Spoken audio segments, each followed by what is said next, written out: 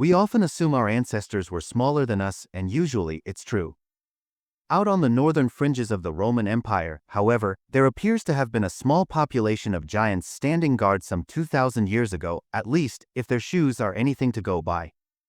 I think there is something very different going on here at Magna, said Elizabeth Green, Associate Professor of Classics at the University of Western Ontario and shoe specialist at the Vindolanda Charitable Trust, in a statement this week.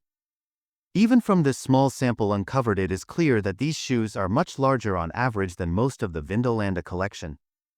Vindolanda may not be a name you're familiar with, but you'll probably have heard of the place it's found.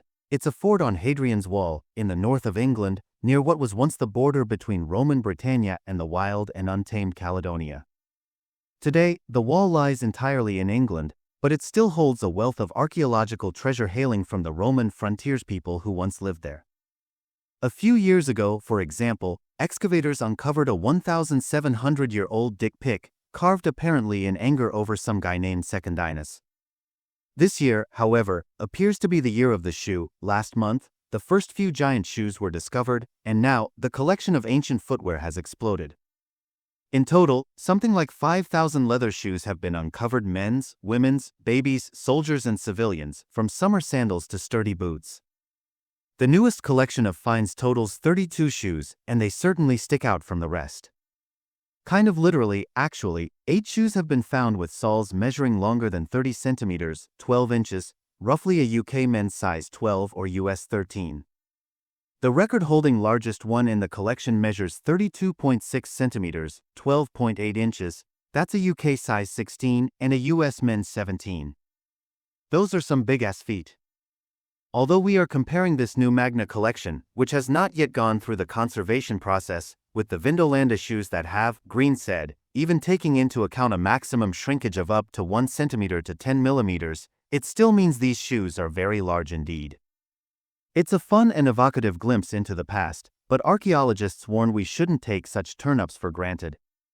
Organic finds like this are some of the most precious to come from our sites, which capture the imagination of visitors and volunteers alike, said Rachel Frame, senior archaeologist at the Magna Project, the 5-year archaeological project through which this excavation was run. But they are also the most at risk from our changing climate. The quality of the shoes discovered at Vindolanda is owed in a large part to the semi-anaerobic conditions of the waterlogged mud in the area.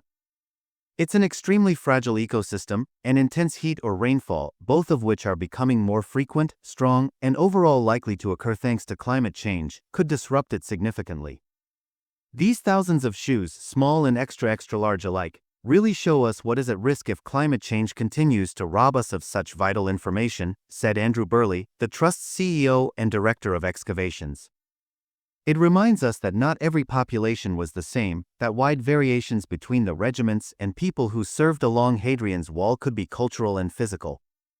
Without artifacts like these wonderful shoes from Magna and Vindolanda, it would be almost impossible to know information like this, Burley added.